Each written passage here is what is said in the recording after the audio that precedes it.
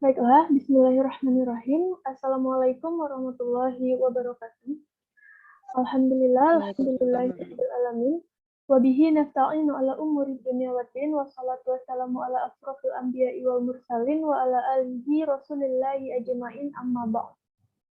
Pertama-tama marilah kita panjatkan rasa puja dan puji syukur kita terhadap kehadirat Allah Subhanahu wa taala sehingga di mana kita dapat berkumpul kembali dalam keadaan yang insya Allah sehat walafiat dalam diskusi kita kali ini. Lantas salawat beriring salam tak lupa kita hadiahkan kepada baginda besar kita Nabi Muhammad Sallallahu Alaihi Wasallam dengan melafazkan Allahumma sholli ala Muhammad wa ala ali Muhammad. Semoga kita yang mendengar dan juga kita yang melafazkan sama-sama mendapatkan syafaat di yaumil akhir. Amin amin ya rabbal alamin. Baiklah, langsung saja kami dari kelompok 4 akan mendiskusikan hasil dari diskusi kami tentang uji normalitas dan uji homogenitas dengan aplikasi SPSS. Adapun judul skripsi yang kami angkat atau yang kami bawa yaitu pengaruh penggunaan multimedia terhadap hasil belajar biologi siswa kelas 10 IPA MAN 1 Lembata dengan uji normalitas dan juga uji homogenitas yang telah ada pada layar. Baiklah, untuk tidak memperpanjang waktu, sebelumnya kami dari kelompok 4 dengan saya sendiri Alifah Ratugina dengan NIM 2031047 sebagai moderator. Ada rekan saya Dini Febrianti Mitra dengan NIM 200311062 sebagai pembaca materi. Putri Ayu Lestari dengan NIM 200311094 sebagai pembaca materi. Radifah dengan NIM 200311027 sebagai pembaca materi. Ramayawati dengan NIM 2003114 sebagai pembaca materi. Safira Hayu Fabia 2003131 sebagai pembaca materi dan Serli Francisca dengan NIM 2003132 sebagai pembaca materi dengan dosen pengampu Ibu Muhiyatul Fadilah SSI MPD. Baiklah, untuk tidak memperpanjang waktu, langsung saja kita masuki. Untuk pembaca materi dari uji normalitas oleh Serli, kepada Serli kami persilahkan.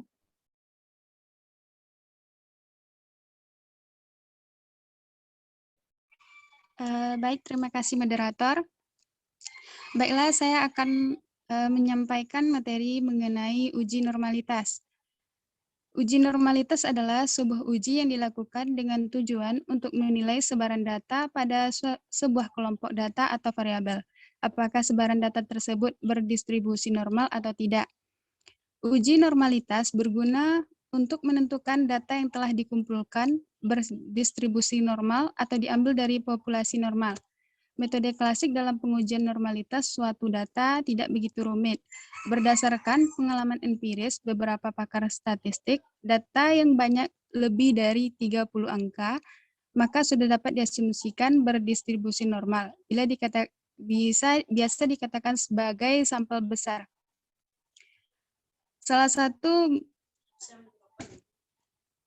Terdapat dua metode analisis dalam uji normalitas, yaitu analisis grafik dan analisis statistika, yang terbagi menjadi 5 metode, yaitu uji chi-square, Lillie-Flores, Jarquabera, Kolmogorov, Smirnov, dan Shapiro-Wilk. Namun pada uji kali ini menggunakan metode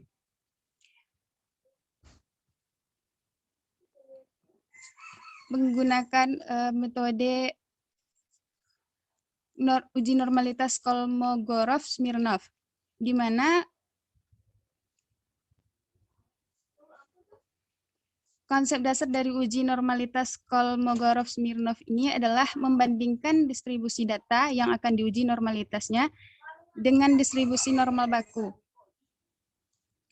Metode Kolmogorov-Smirnov merupakan uji normalitas yang paling banyak dipakai, sebab memberikan perhitungan yang sederhana dan hasil yang cukup akurat. Namun, metode yang satu ini memiliki kelemahan, di mana ia memiliki handal dan variabel jika sampel yang digunakan di atas angka 200. Jadi, uji normalitas data Kolmogorov cocok digunakan untuk penelitian kuantitatif yang memiliki banyak sampel. Dengan begitu, data dapat terinci dengan baik dan terhitung secara sempurna menggunakan rumus yang dimiliki. Penggunaan metode Kolmogorov-Smirnov ini memiliki 3 syarat sampel data, yaitu data sampel fleksibel, yaitu bisa untuk banyak data besar maupun data kecil. Yang kedua, data berskala interval atau ratio dalam bentuk kuantitatif.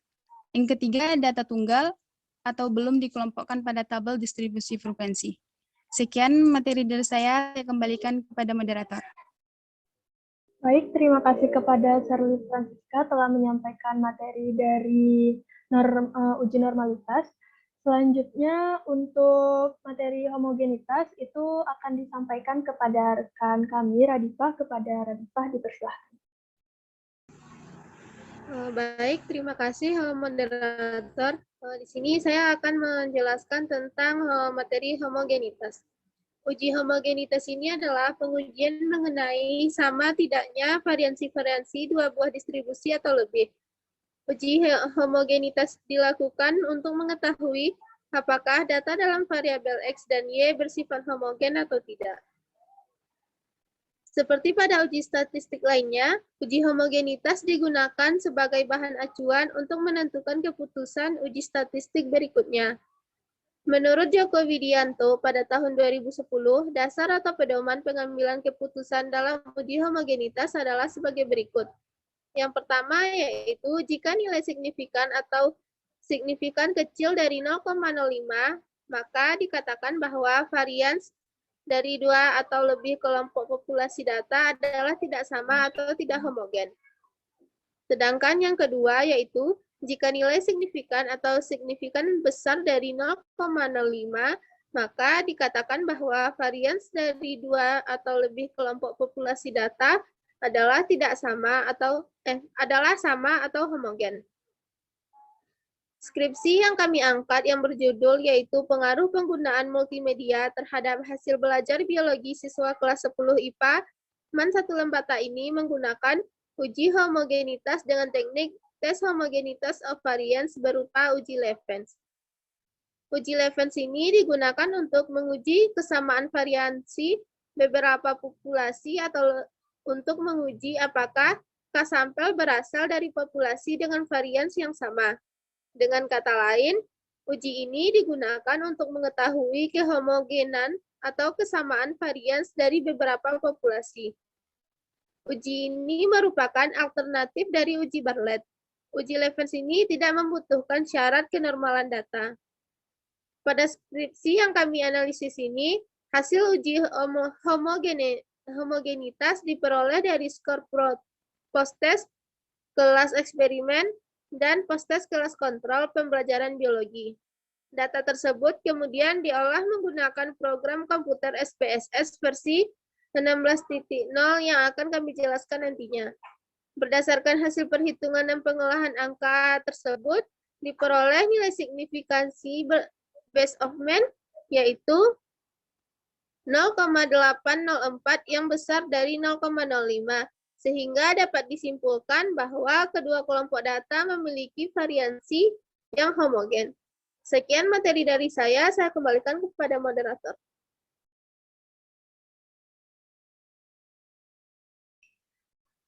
Baiklah, terima kasih kepada Radifah yang telah menyampaikan materi dari homogenitas.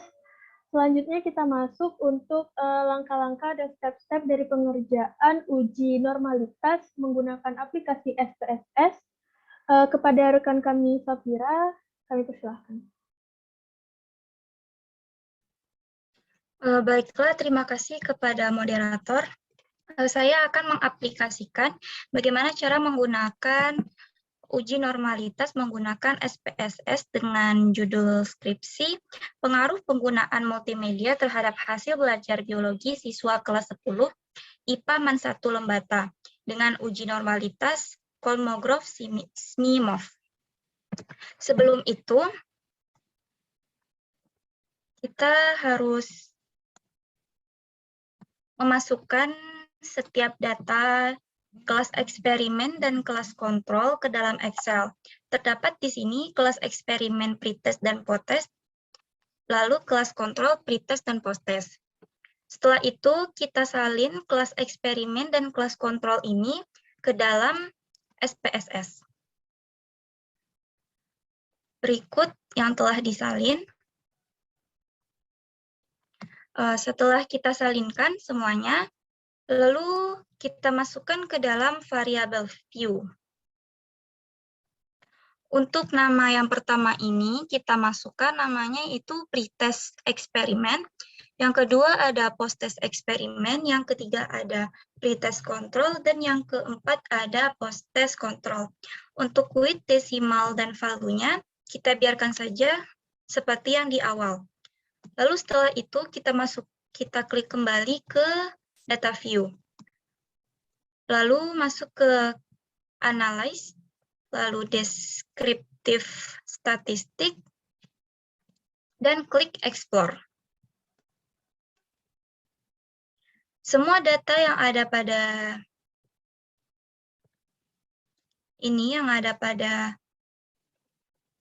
data ini dimasukkan ke dalam dependent list. Setelah itu kita plotskan. Untuk box plots-nya itu none, deskriptifnya itu tidak ada yang terchecklist, dan pada normality plots with test itu kita checklistkan. Lalu klik continue. Dan kita okekan.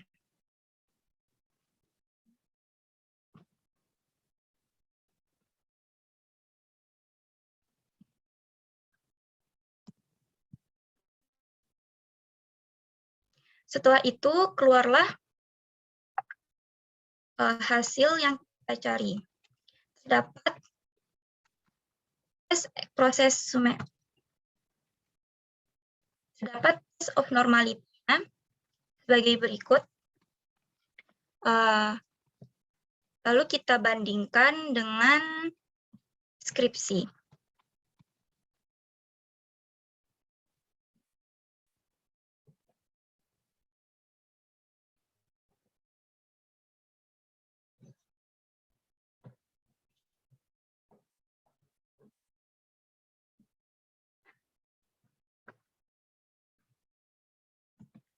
Berikut ini data dari skripsi.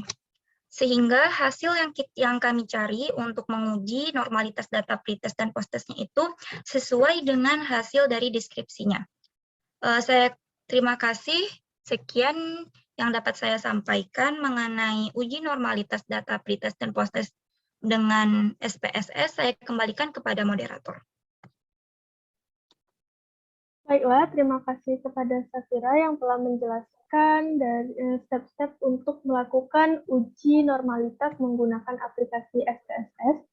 Selanjutnya, untuk uji homogenitas yang akan disampaikan dan dijelaskan kepada rekan kami, kepada Dini, kami persilahkan. Baiklah, terima kasih kepada Safira yang telah menjelaskan dari step-step untuk melakukan uji normalitas menggunakan aplikasi SPSS.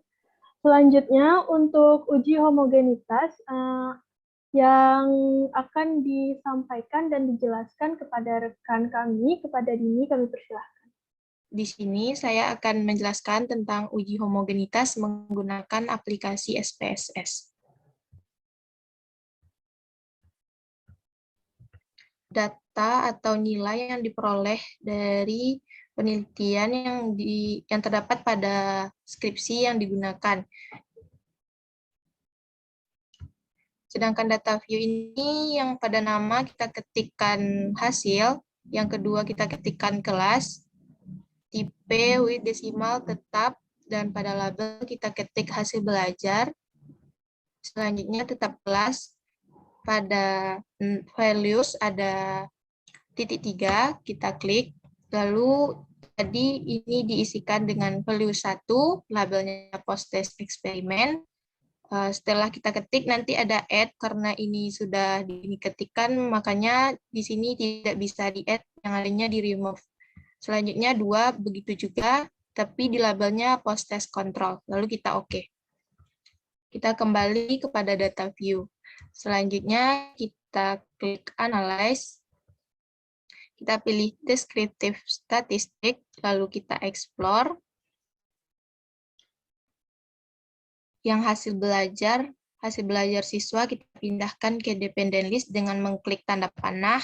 Sedangkan kelas kita pindahkan ke factor list dengan mengklik tanda panah. Lalu kita klik plot. Karena di sini kita ingin melakukan uji homogenitas, maka yang dicentang di sini yaitu power estimation. Kita klik continue, kita oke-kan.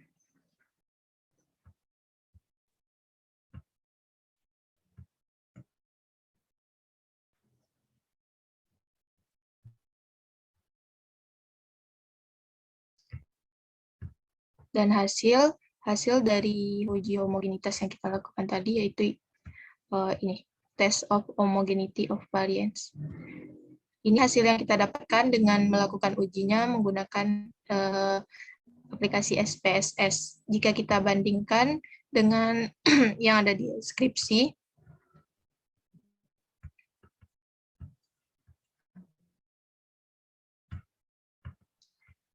pada skripsi, ini merupakan hasil yang ada pada skripsi. Hasil yang ada pada skripsi dengan hasil yang kita lakukan dengan uji homogenitas menggunakan aplikasi SPSS itu hasilnya sama. Sekian dari saya kembalikan kepada moderator.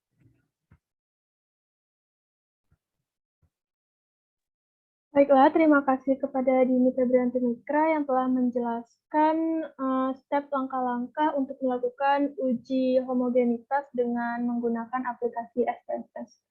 Selanjutnya, dari kedua penjelasan tadi, maka akan dibahas kesesuaian uji hipotesis dengan judul skripsi yang telah kami pilih.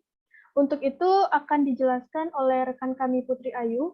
Kepada Putri Ayu kami persilahkan. Baik, terima kasih kepada moderator. Jadi setelah dijelaskan tentang uji normalitas dan uji homogenitasnya, data yang didapatkan oleh peneliti sudah terdistribusi normal dan juga homogen. Lalu karena dia normal dan homogen, maka uji hipotesis yang digunakan adalah uji T. Uji T adalah salah satu uji statistik yang digunakan untuk mengetahui ada atau tidaknya perbedaan yang signifikan dari dua buah sampel atau variabel yang dibandingkan. Lalu, hipotesis yang akan diujikan pada uji T itu untuk H0-nya, yaitu tidak terdapat perbedaan hasil belajar biologi siswa yang diajarkan dengan menggunakan multimedia dan tidak menggunakan multimedia pada siswa kelas 10 IPA MAN 1 Lembata. Lalu HA-nya, terdapat perbedaan hasil belajar biologi siswa yang diajarkan dengan menggunakan multimedia dibandingkan yang tidak menggunakan multimedia pada siswa kelas 10 IPA MAN 1 Lembata. Lalu setelah dilakukan perhitungan uji T, didapatkan hasil T hitung yaitu 3,772 dan untuk T tabelnya itu 1,725. Di mana karena T hitung lebih besar daripada T tabel, maka hipotesis yang diterima adalah hipotesis HA, di mana terdapat perbedaan yang signifikan pada hasil belajar biologi siswa yang menggunakan multimedia daripada yang tidak menggunakan multimedia, sehingga diambil kesimpulan bahwa penggunaan multimedia cukup efisien untuk meningkatkan hasil belajar siswa. Sesuai dengan judul, di mana judulnya itu adalah pengaruh penggunaan multimedia terhadap hasil belajar biologi siswa kelas 10 IPA MAN 1 Lembata. Di mana karena di mana judul ini menunjukkan bahwa peneliti ingin melihat pengaruh penggunaan multimedia. Jadi sesuai dengan hipotesis sudah pas. Sekian dari saya, moderator.